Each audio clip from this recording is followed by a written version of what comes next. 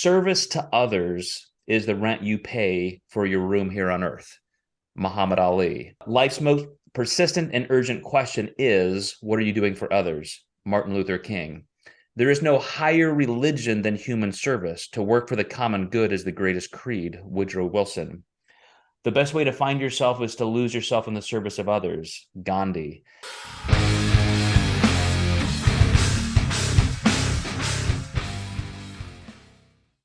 Hey everybody, welcome to the Mind Muscle Connection. I'm Joe Klimczewski with Tyler Weeb, and I wanted Tyler to talk about something that seems very esoteric and weird for our bodybuilding and high health fitness fanatic kind of crowd. But I hope you see how this relates. And it's the topic of just service to others, a mindset of being somebody who wants to give more than we receive. And here's kind of how this came about. In this week in the U.S., at the time of us recording this, it was a midterm election year, and so you start seeing all this hype and all this marketing, different political parties and factions and personalities, and there are definitely some people who get into public service because they really want to make the world a better place. They have some sort of connection to their community, their state, their government, and they really want to do something good. Other people are just shitty snakes who want the power, the prestige. They want the levers of control.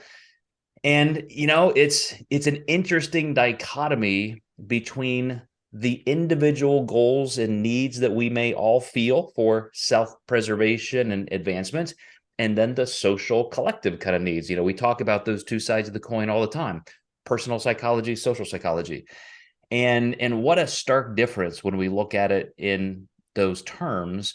So from my perspective, I want to definitely hit on some of the deepest anthropological roots of that, why we are a social species that does have a strong anchor in service to each other.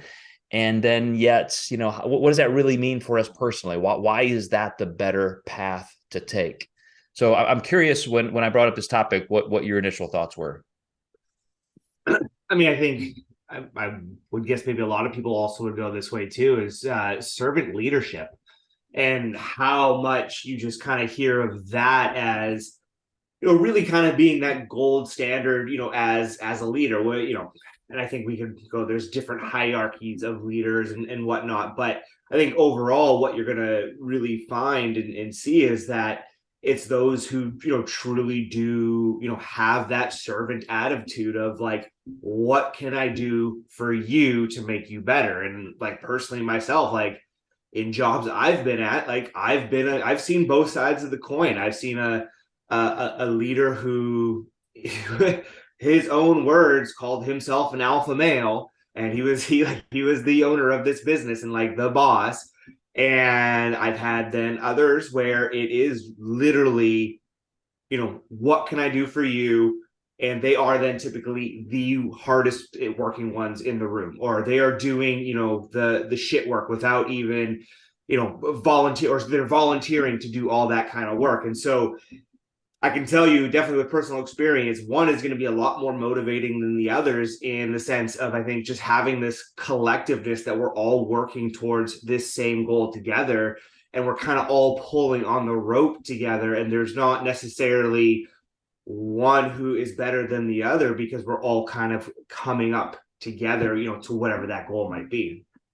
So let me take you all the way back to like the Mesopotamian Valley, where the first archaeological findings of written language were 6,500 or so years ago.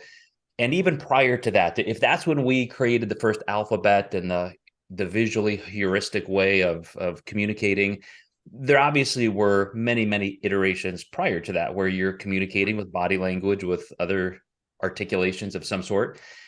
And we see that even in primates today, it's famously, reciprocal grooming and things like that create a social hierarchy. Alpha males, as you mentioned, in a chimpanzee or baboon or even gorilla troop, end up being elevated, not just because they're so dominant, but because all of the other people in the community, primates, Same um, thing. even beta males, exactly. They allow it to happen because any small group of others could take down one person, and they often do when that one becomes dominant. So there has to be some level of social reciprocation, and it's not complicated. Like, let's look at your own life. I'll give you one example I thought of.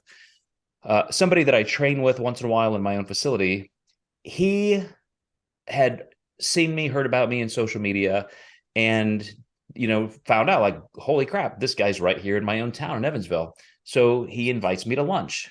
And it's one of those things where it's, I put him off, because kind of an introvert, and just, I just do that. I know what you mean. Yeah, no other explanation needed. I just turn people down uh, for no other reason than that. But he was persistent, and so we finally went out to lunch, and we become friends. And now he's the kind of guy. Even when I was just rehabbing my daughter's first home to help her move in, and I'm sanding the floors, I'm doing all kinds of things, he stopped over after work, grabbed a paintbrush, and just started helping. Like for no reason. There's nothing you need to do other than, you're my friend, I want to help. And when you can create that kind of goodwill with other people, your whole life is going to be filled with a whole lot of friends and a whole lot of depth in relationships that are so much more than just transactional. And I think, like I said, all you have to do is look at those closest people to you, and you can see evidence of what service really does for us. Yeah, like there's an authenticity to it when there is someone who is out there, like the friend that you mentioned. As you were talking about him, it reminded me of my father-in-law. He is someone like that is drop of a hat, there to do anything for you, no questions asked type of thing, and just has that sincerity of just caring and just having that type of personality. And it's so, you'd almost say like it's calming, and it's that you don't have to put on a front for that type of person, because they don't come with an agenda of wanting to extract something out of you in the sense of, like, in a negative way, right? And I think when you have that reciprocation, it is so much easier to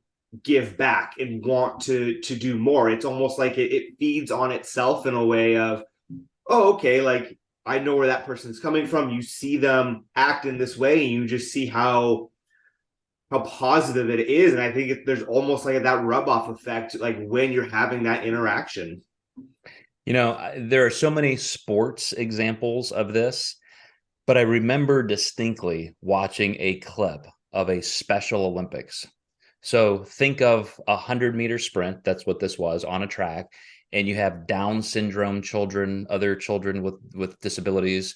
And, here they are at the Special Olympics. And they're running down the track, gun goes off. You get halfway down the track, 3/4 of the way, and one person is pulling away, and then another child falls down. That person who was breaking away to win, that special needs child, turns around, picks up that person who fell, and carries him together to the finish line. Like, I mean, that's the example of service to others. When you win, when you help other people win. And as cliche as that sounds, go back to some of those first beginnings of societal groups and relationships even forming. It didn't have to be that way. And it still doesn't. You have families, you mentioned companies, where the culture is cutthroat. It's every man and woman for him or herself. There are even anthropological studies. There's a famous comparison of the mountain people versus the forest people, it's called, in these tribal villages that just had no communication with modernity. And one is an incredibly altruistic, other-centered culture. In one is literally everybody just murdering each other and stealing from each other. And yet, they're basically the same people, the same DNA, separated by enough geography that their cultures just develop differently. So at some root level, socially, and I'm going to argue quasi-religiously, we decided that the better path was that we all do better when we're kind and in service to others. So you mentioned kind of a biblical thing, and where did, I'm going to ask you this is like a test, a Sunday school test. Been a long time since I've been to church. One of those contexts of, turn the other cheek if you're struck on one cheek. If somebody asks you to walk 1 mile, walk two. Like the roots of that came from Asia. So you have Hinduism, Buddhism, Taoism over there, and it's all about that, not conquering other people, conquering yourself. Then you have the Judaic religions, Islam, Christianity, Judaism, that came out of more of a Western culture. That's where Western culture came from. And think of those oldest sacred texts. It's all about conquering, conquering, conquering, enslaving. Don't leave a single man, woman, child, or animal, Literally the Old Testament. Yeah. without being murdered. Yes. And so again, you see those two distinctions. One culture is all about service and togetherness. And one is, I will do anything I can to beat you and win and take everything you have. And we have a choice. We have a choice in our culture, what we want to build. We have a choice in our families and our companies. And it all starts with who we want to be. Yeah, just as you were kind of going through that, I just reminded of the book "Ego is the Enemy." Was it Ryan Holiday? I just actually got it right here on my desktop, and it's just that defeat of that self ego center of it being all about me, and it clearly not working right now. like I think that's a kind of an obvious thing, and maybe just like the best way to put it is, you know, I was in a therapy session just recently, and I joked about, oh, that's all it took. I had a bit of a breakthrough on something that I've been working through, and it had to do with self-love. And I kind of joked afterwards of, oh, that's all it took. And my therapist, she kind of kicked me. She's like, love, the most powerful force in the universe, and all you say is, oh, that's all it was. And I think that is just such I think almost a good way of even just talking about this is that, it is just that kind of that love and that self-love, and it may sound easy to do, but it does take a lot of that kind of self-conquering of whatever that might look like for each individual. Well, and for those listening to us who love the neurochemistry and the biology of this, that's what those hormones for imprinting do. It's why like the party drug ecstasy, which pharmaceutically is MDMA, when you can release enough serotonin together with somebody, and oxytocin, you literally imprint a relationship with each other. And try to consider evolutionarily like why that is. It is for self-preservation, because if other people like me and I like them, think how much stronger we are together. For the vast majority of our species time on Earth, we lived in bands and tribes of 10, 15, 20 people, and you had to work together as a unit to survive. Yeah, even then you were lucky to make it to 30. Well, to your therapist's point, talking about love, and is that all there is, or that's all it took. Or the most powerful force in the universe. I did look some things up that you could argue make it sound cliche, but I'm gonna try to set the stage for a different impact, because listen to how profound this is and how repetitive. Service to others is the rent you pay for your room here on earth. Muhammad Ali. Life's most persistent and urgent question is, what are you doing for others? Martin Luther King. There is no higher religion than human service. To work for the common good is the greatest creed. Woodrow Wilson. The best way to find yourself is to lose yourself in the service of others. Gandhi.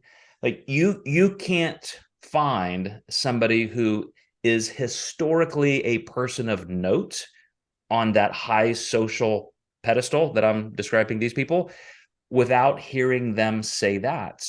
And I'll give you one more example that it comes again, because I think if religion has done anything for us, it's that even though much of religion, much of the formations of some of the religions I mentioned are rooted in conquest and actual literal evil, out of those always spring out something better. That's why there are more than 50,000 Christian denominations, because people find a way to bring what they want into it. And there are more people who want good, who want peace, who want community than those who don't. You're always going to find more people doing that. And I remember talking to a pastor one time, because I'm, always been interested in psychology and neuroscience and all that. And he said, so many people use us, the clergy, as their therapists. Like if you're part of a church, part of a congregation, before you go pay a therapist $150 an hour, you just go talk to the pastor. And he said, my number one thing when people have any kind of anxiety, depression, they just feel out of sorts, is I tell them to do things for other people. Say, hey, you know what? I loved our chat today. I'm going to think about some things, but hey, can you go take the Johnsons a dinner? They just had a funeral in their family, and they need some help. Or you know what? We got this project. We're painting this school Saturday. Can you come help us do that? And he said, as soon as I distract people with serving other people, all of their problems just go away. And not only do they feel better, less depressed, less because they're focusing on other people, now they're making friends, they're building relationships, they're seeing other people do things, they're seeing people who have, needs greater than their own. And he said, that's all it takes. That's all it takes. That's my job as a pastoral counselor, is just getting people to help each other. Yeah. Yeah, because it almost, it forces you to get out of that egocentric mindset of, sitting there and we're faced with whatever we're dwelling on. Yeah, it forces that distraction, that mind to get off of it. And then there is just something about seeing other people happy just based off of something you've been able to do for them that didn't cost you anything, right? Just a little bit of effort. And it's always a good almost just reset, right? Like, oh, okay, like it wakes us up, kind of resets that perspective, and then it's something that you can really kind of carry on with you, in that immediate future. Yeah, something as simple as having a training partner. You know how much better your workouts can be. Sometimes you don't want that all the time, but and then within our sport of bodybuilding, it takes a community. People do better. Research shows that we do better even in diet with the help of a professional, having some community member that we are in some kind of service relationship with. You go to a bodybuilding contest, and who do you remember? Who do you make friends with? The person who is so selfless that they're helping you with your tanning product, or they're doing this for you. It's somebody who's just incredibly high, other-centered. They have that value. That's who you want to be with. And so I would ask, who do you want to be? Like you want to be that person who attracts people like that. What do you do if you're an introvert, though? That's the bane of my existence, man. I Right? literally it's one of the reasons I want to be that person, but I don't want to have to talk to anybody. I forced myself to do it. Like Yeah. I was about ready to build a home office and kind of sequester myself one step toward retirement. And for the exact reason, the only reason I didn't do that is because I knew it would not be good for myself. I want to go home and be in my home office and just be left alone, but I knew that would be tragic for me, because even though it's not my go-to value to seek that out, I do need it and I do want it. So I have to put myself in those positions. I have to make sure I do it. And that's just a cognitive, habitual bit of knowledge that if I don't do it, I will suffer. And then I have things I offer other people. Like I'm giving myself to other people. And so it's just something you have to do. Yeah. Totally. Um, yeah, I just don't, you brought up such a good question there at the end. You stumped me. Because that is just, Market. that is quite literally like something I've just had to force myself to do.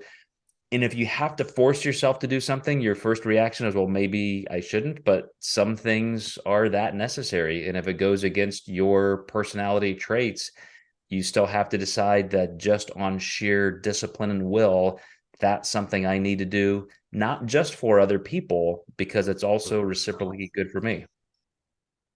Yeah. Yeah. All right, man. Definitely one of the pros and cons I talk about working at home.